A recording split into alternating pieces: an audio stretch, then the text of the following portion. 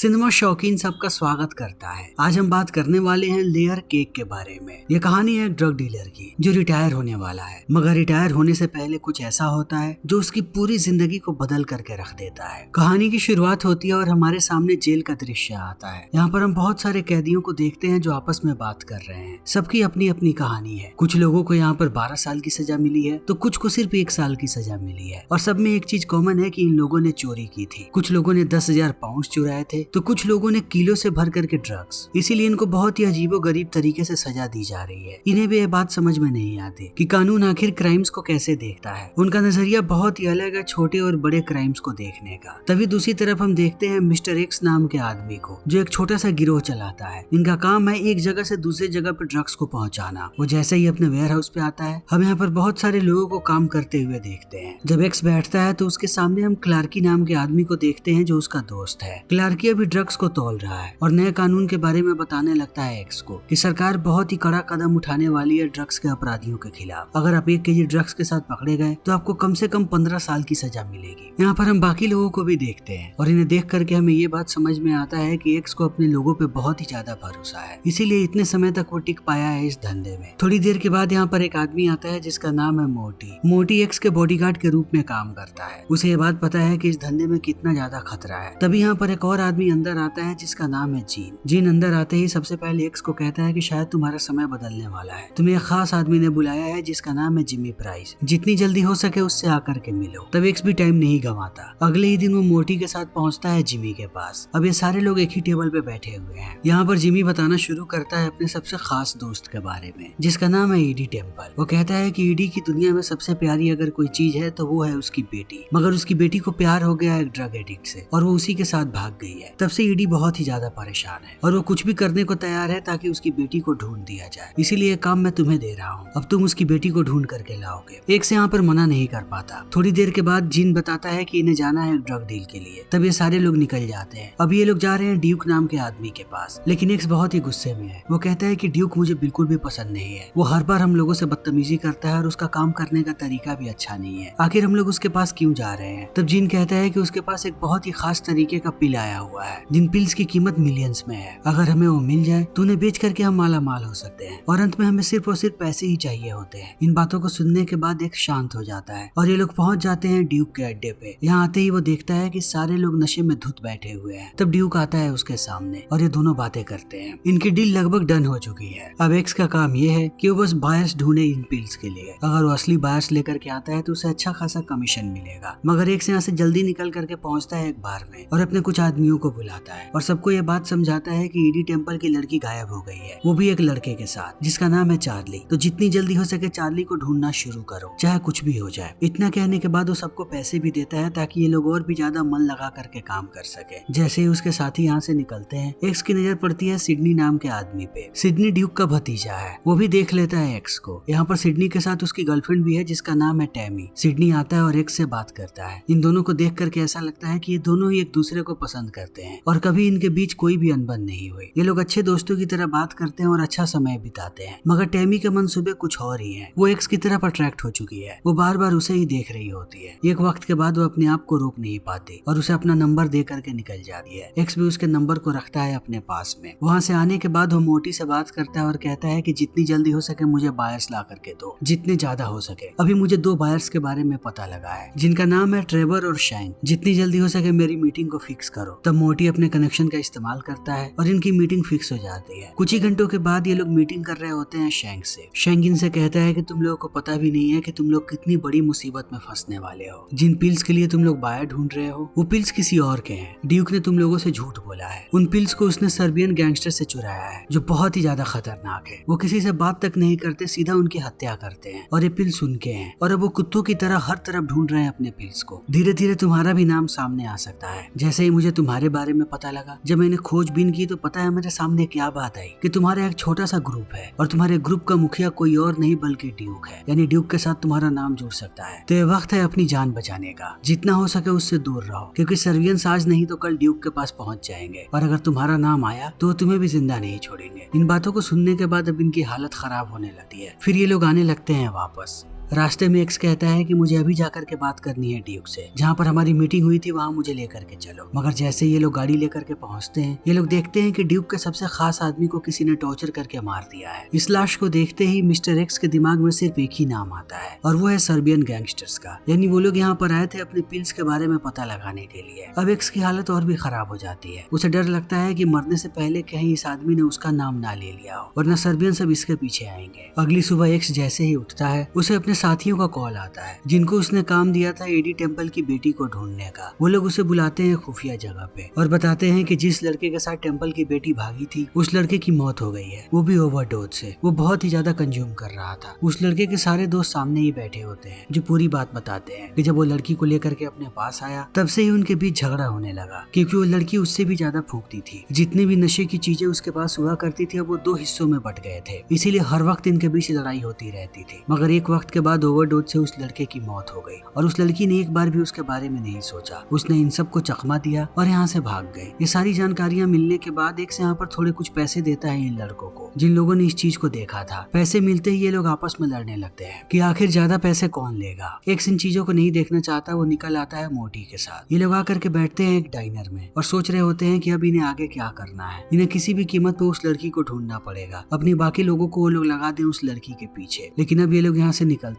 उससे पहले एक आदमी आता है जो मोटी को पहले से जानता है। उसे देख करके वो बातें करता है और बातें करते करते कहता है कि मुझे कुछ खाना चाहिए। पहले मोटी उसे इग्नोर करता है, लेकिन जब वो देखता है कि आदमी नहीं मानने वाला तो अपना खाना वो उसे दे देता है। यह आदमी राक्षसों की तरह खाना खा रहा है। फिर वो थोड़े पैसे मांगता है। मोटी देखता है एक्स की तरफ और उसे थोड़े से पैसे देता है ताकि उन्हें जानकारी मिल सके एडी टेम्पल की बेटी के बारे में। मगर ये आदमी और भी पैसे मांगने लगता है। तब एक वक्त के बाद मोटी का दिमाग खराब हो जाता है। वो अंधाधुंध पीटना शुरू कर देता है इस आदमी को। वो बड़ी बेरहमी से इसे पीट रहा है, मगर पीटने के बाद भी उसका मन नहीं भरता। वो एक मग उठा करके लाता है कॉफी का और कॉफी गिरा देता है उसके माथे पे। इन सारी चीजों को देखने के बाद एक्स भौचक्का रह जाता है। उसे समझ में नहीं आता कि आखिर मोटी इतना ज्यादा गुस्सा क्यों कर रहा है इस आदमी पे। उसे ये बात तो समझ में आ जाती है कि ये दुश्मनी शायद पुरानी है, वरना चंद पैसों के लिए मोटी किसी को इतनी बेरहमी से नहीं पीटेगा। वो सीधा वहाँ से निकल करके आता है जीन के पास और उसे पूरी बात बताता है कि आज मोटी ने क्या किया डाइनर में। तब जीन कहता है कि शायद मैं उस आदमी को जानता हूँ, उसका नाम है फ्रेडी। फ्रेडी और मोटी दोनों कभी अच्छे दोस्त हुआ करते थे और एक साथ काम करते थे। ये बात बहुत पुरानी है। फिर उनके हाथ एक बड़ा काम लगा जिसमें उन्हें बहुत पैसे मिलने वाले थे। इन्हें एक लाश को ठिकाने लगाना था। मोटी और फ्रेडी दोनों ने मिलकर के एक साथ लाश को गाड़ी के अंदर डाला और जाने लगे। मोटी पीछे बैठा था लाश के साथ और फ्रेडी गाड़ी को ड्राइव कर रहा था, मगर उस वक्त भी वो बहुत ही ज्यादा नशे में था। कुछ देर के बाद ये लोग पहुंचे रेड लाइट पे। तब गाड़ी रुक गई। मोटी इतना नशे में था कि वो सो गया। तब एक पुलिस वाले की नजर पड़ी उस पे। वो आया और पूछताछ करने लगा मोटी से। मोटी ने कुछ नहीं बोला। तब पुलिस वाले को शक हुआ। उसने पीछे आकर के जैसे ही वैन का दरवाजा खोला, पीछे उसे मोटी मिला, वो भी लाश के साथ। जब इनके ऊपर कानूनी कार्यवाही हुई तब फ्रेडी ने अपना हाथ खींच लिया। उसकी बातें सुनने के बाद जज ने उसे सिर्फ 3 साल की सजा दी, मगर सबको लगा कि इसका असली गुनहगार मोटी है। तब उसे 10 साल की सजा मिली। इसीलिए मोटी इतना ज्यादा भड़का हुआ रहता है फ्रेडी पे। तब एक्स को सारा माजरा समझ में आता है। यहाँ पे जीन एक्स को लेकर के जाता है नीचे। उसके पास बहुत सारे खतरनाक हथियार हैं जिनका कलेक्शन वो उसे दिखाता है। तब एक्स को एक बंदूक बहुत पसंद आती है। जीन कहता है कि तुम इसे रख सकते हो। तभी दूसरी तरफ हम ड्यूक को देखते हैं उसकी गर्लफ्रेंड के साथ, जिसका नाम है स्लैशर। ड्यूक बहुत ही ज्यादा डरा हुआ है क्योंकि उसके सामने एक आदमी खड़ा है और स्लैशर भी डरी हुई है। थोड़ी देर के बाद वो आदमी ड्यूक को पीटता है और उसे गोली मार करके चला जाता है। तभी अगली सुबह में मिस्टर एक्स के पास कॉल आता है एक आदमी का जो अपना नाम ड्रैगन बताता है। ड्रैगन नाम सुनने के बाद उसे शैंक याद आता है। शैंक ने कहा था कि सर्बियंस ने काम दिया है एक हिटमैन को जिसका नाम है ड्रैगन। ड्रैगन जिसके भी पीछे लगता है उसे कभी जिंदा नहीं छोड़ता। ड्रैगन यहाँ पे कहता है कि जब मैं तुम्हारे बॉस ड्यूक के आदमी को टॉर्चर कर रहा था तब उसने तुम्हारा नाम लिया। मैं पिल्स ढूंढ रहा हूँ जिन पिल्स को ड्यूक ने चुराया था। अगर तुम्हें कुछ भी पता है तो मुझे बता दो, वरना तुम्हारे लिए ठीक नहीं होगा। इन बातों को सुनने के बाद एक सिर्फ एक ही सवाल पूछता है कि क्या तुम जानते हो कि मैं कहाँ पे रहता हूँ। ड्रैगन कहता है कि अभी तो नहीं। तब वो कहता है फिर तुम मुझे कभी नहीं ढूंढ पाओगे। इतना कह के वो फोन काट देता है। तभी एक्स को याद आता है कि टैमी ने उसे अपना नंबर दिया था। वो टैमी को कॉल करता है और बुला लेता है घर पे। उसके आते ही ये दोनों इंटीमेट होते हैं। मगर अब धीरे धीरे एक्स की जिंदगी बदलने वाली है। उसने सोचा था कि वो रिटायर हो जाएगा अपना एक आखिरी काम करने के बाद, मगर अभी वो बहुत सारी चीजों में उलझा हुआ है। उसके दरवाजे पे 2 लोग आते हैं जो बिना सोचे समझे उसे पकड़ते हैं और सीधा लेकर के जाते हैं एक छत पे। छत पे उसकी मुलाकात होती है एक आदमी से जो अपना नाम बताता है एडी टेम्पल। तब एक्स को याद आता है कि ये वही आदमी है जिसकी बेटी को वो ढूंढ रहा था। एक्स कहता है कि आखिर तुमने मुझे उठवा के यहाँ पे क्यों बुलवाया है? मैं तो सिर्फ तुम्हारी बेटी को ढूंढ रहा था, तुम मुझसे चाहते क्या हो? एडी टेम्पल कहता है कि ये बात बहुत ही बड़ी है, मेरी बेटी से भी ऊपर की बात है। तुम्हें शायद पता भी नहीं है कि जिमी कितना वाहियात आदमी है। जिसे तुम अपना बॉस मानते हो वो किसी का भी सगा नहीं है। हम लोग बहुत समय से एक साथ काम कर रहे थे। उसने मुझे भी चूना लगाया। उसने मुझे $13 मिलियन का चूना लगाया है। वो किसी का भी सगा नहीं है। इतना कहने के बाद वो बताता है कि तुमने उसे बताया था कि तुम रिटायर होने वाले हो, इस काम को हमेशा के लिए छोड़ दोगे। और ये बात उसे बिल्कुल भी अच्छी नहीं लगी। तब उसने एक नई योजना बनाई, जिस योजना के अंतर्गत वो तुम्हें जल्दी ही फंसा देगा और तुम जाओगे जेल कम से कम 12 साल के लिए। एक्स को इन बातों पे भरोसा नहीं होता। तब ईडी एक रिकॉर्डिंग सुनाता है जिसमें खुद इन सारी बातों को जिमी ने बोला है। वो कहता है कि मैं बस तुम्हें सिर्फ आगाह करना चाहता था, क्योंकि मैं जानता हूँ कि उस आदमी की फितरत क्या है। अब तुम आजाद हो। एक्स थोड़ी देर सोचता है और कहता है कि अब मुझे जाना है जिमी के घर पे। वो अपनी पूरी तैयारी करता है और जिमी के घर पे जाते ही उसे शूट कर देता है। मगर शूट करने के बाद वो दोबारा वापस पहुंचता है ईडी टेम्पल के पास और उसका शुक्रिया अदा करता है। बताता है कि अगर तुमने मुझे आगाह नहीं किया होता तो जल्दी ही मैं जेल चला जाता, और जेल सबसे वाहियात जगह होती है। मैं जिस उम्र में हूँ, अगर अभी मैं जेल गया तो जेल से आने के बाद मेरे लिए जीने के लिए कुछ नहीं बचेगा। तो इस जानकारी के लिए मैं तुम्हारा शुक्रिया अदा करना चाहता हूँ। ईडी कहता है कि मेरा शुक्रिया अदा मत करो, मेरा एक काम कर दो। जिन पिल्स को तुम बेचने वाले हो उन पिल्स को मेरे पास लेकर के आओ, मैं उन्हें खरीदूंगा, वो भी बहुत ही अच्छे दाम पे। इस बात को सुनते ही अब एक सीधा पहुंचता है जीन के पास, लेकिन जीन बहुत ही ज्यादा भड़का हुआ है। उसे पता लग गया है कि एक्स ने ही मारा है जिमी को। वो बिना कुछ सोचे समझे उसे बड़ी ही बेरहमी से पीटने लगता है। तभी थोड़ी देर के बाद मोटी आकर के उसे रोकता है और कहता है कि एक बार उससे पूछो तो सही कि उसने क्यों मारा उस आदमी को। तब एक्स कहता है कि जिमी किसी का भी सगा नहीं था, वो पुलिस वालों के साथ मिलकर के काम कर रहा था। पहले मेरी बारी थी, उसके बाद तुम्हारी भी बारी आती। जिन कहता है कि मुझे तुम पे भरोसा नहीं। तब एक्स उसे पूरी रिकॉर्डिंग सुनाता है। इन बातों को सुनने के बाद उसके जान में जान आती है और कहता है कि तुमने सही किया, अगर वो जिंदा रहता तो हम सब एक एक करके जाते जेल। अब आगे की प्लानिंग क्या है? एक्स कहता है कि मेरे पास एक बायर है उन पिल्स का, हम पिल्स को बेचेंगे और माला माल हो जाएंगे। लेकिन इसमें एक ही दिक्कत है और वो है ड्रैगन, जिसे सर्बियंस ने लगाया है उन पिल्स के पीछे। तो अगर हमें सच में वो पिल्स चाहिए तो हमें ड्रैगन के साथ साथ सर्बियंस को भी मारना पड़ेगा। लेकिन ये लोग कहते हैं कि आखिर ये काम होगा कैसे? एक्स कहता है कि सबसे पहले हमारा टारगेट होगा ड्रैगन। मैं उसे एक जगह पे बुला रहा हूँ। जब वो वहाँ पर आएगा मेरे पास एक स्नाइपर है जो उसे मार गिराएगा। अब प्लान के मुताबिक एक्स ड्रैगन को बुला लेता है एक जगह पे और दूसरी तरफ उसका शूटर तैयार है। जैसे ही ड्रैगन उसके निशाने पे आता है गोली चलती है, मगर ये गोली लगी है शूटर को, ना कि ड्रैगन को। तब ड्रैगन कॉल करता है एक्स के पास और कहता है कि क्या तुम मुझे छोटा मोटा खिलाड़ी समझते हो? तुम जैसे लोगों को मैं नाश्ते में खाता हूँ। अगर अगली बार तुमने ऐसी कोई भी हरकत की तो अगली बारी तुम्हारी होगी। अब जितनी जल्दी हो सके वो सारे के सारे पिल्स ला करके मुझे दो। तुम इसीलिए जिंदा हो क्योंकि तुम पिल्स को ला सकते हो। अब यहाँ से बचने के बाद एक सीधा पहुंचता है जीन के पास और उसे कहता है कि ये क्या हो रहा है? ड्रैगन बहुत ही खतरनाक आदमी है, हमारे पीछे आएगा। जितनी जल्दी हो सके मुझे सारे के सारे पिल्स चाहिए, लेकिन मुझे कहीं भी ड्यूक मिल नहीं रहा, आखिर वो है कहाँ पे? तब जीन कहता है कि मैंने उसे मार दिया और मार करके एक फ्रीजर में छुपा करके रखा है। एक्स कहता है कि तुम ये क्या बक रहे हो? तब जीन कहता है कि थोड़े समय पहले वो आया था अपनी गर्लफ्रेंड के साथ मेरे पास और मुझे धमकी देने लगा। वो मुझे ब्लैकमेल करना चाहता था और ये बात मुझसे देखी नहीं गई, इसीलिए मैंने उसे शूट कर दिया। एक्स कहता है कि तुमने ये क्या किया? सिर्फ उसी को पता था कि वो सारे के सारे पिल्स कहाँ पे हैं। अब हमें पिल्स कैसे मिलेंगे? जीन कहता है कि उसका एक और आदमी है जिसका नाम है गाजा, वो पिल्स गाजा के पास ही है, उससे हमें पिल्स निकालने पड़ेंगे। इन बातों को सुनने के बाद एक्स एक प्लानिंग करता है और गाजा को कॉल करके एक मीटिंग फिक्स करता है जहाँ पर वो पिल्स को खरीदेगा। ये लोग उस जगह पे पहुंच जाते हैं, मगर ये डील आगे बढ़ती उससे पहले यहाँ पर पुलिस वालों का रेड पड़ता है और इस रेड को देखने के बाद सब लोग पिल्स छोड़ करके भागने लगते हैं। गाजा बहुत ही तेजी से भाग जाता है अपने आदमियों के साथ। तब उन पिल्स को एक्स उठा लेता है। यहाँ पर हमें पता लगता है कि असली पुलिस वाले नहीं थे, ये सारे के सारे एक्स के आदमी थे। ये एक्स की प्लानिंग थी पिल्स को हथियाने के लिए। अब एक्स अकेला पिल्स को लेकर के सीधा पहुंचता है ईडी टेम्पल के पास ताकि वो माला माल हो सके और ईडी टेम्पल उसे पैसे दे। मगर ईडी टेम्पल के मंसूबे कुछ और ही थे। वो यहाँ पर एक्स को धमकाता है और सारे पिल्स को लेकर के जाने लगता है। उसके साथ साथ वो कहता है कि अगर तुम कभी भी मेरे पीछे आए तो बिल्कुल भी जिंदा नहीं बचोगे। इतना कहने के बाद वो अपनी गाड़ी से चला आता है बाहर, मगर पहले से ही एक्स ने सारी की सारी फील्डिंग सेट करके रखी थी, इसीलिए वो अकेला आया था और अपने आदमियों को बोल करके रखा था कि अगर उससे पहले कोई भी बाहर आए तो वो लोग उसे गोलियों से छलनी करके रख दें। अब जैसे ये लोग ईडी टेम्पल को बाहर आते हुए देखते हैं, अंधाधुंध गोलियां चलाने लगते हैं और सबको मार करके खत्म कर देते हैं। तभी दूसरी तरफ हम ड्रैगन को देखते हैं जो ड्यूक का कटा हुआ सर ला करके देता है सर्बियन गैंगस्टर्स के बॉस को। तब हमें पूरी बात पता लगती है कि आखिर एक्स ने क्या मास्टर प्लानिंग की थी। वो एक तीर से 2 निशाने लगा रहा था। पहली ये चीज कि सारे के सारे पिल्स उसके हाथ लग जाएं और दूसरी ये चीज उसे पता था कि ड्रैगन इन सारी चीजों को देख रहा है। अगर नकली पुलिस वाले यहाँ पर आएंगे तो ड्रैगन को लगेगा कि सारे के सारे पिल्स अब पुलिस वालों के पास चले गए। तब ड्रैगन को कुछ तो चाहिए होगा बदले के रूप में, इसीलिए उसने ड्यूक की लाश को तैयार रखा था जिसे जीन ने फ्रीजर में डाल के रखा था। तब ड्रैगन लाश के सर को काटता है और ले जाकर के दे देता है बॉस को।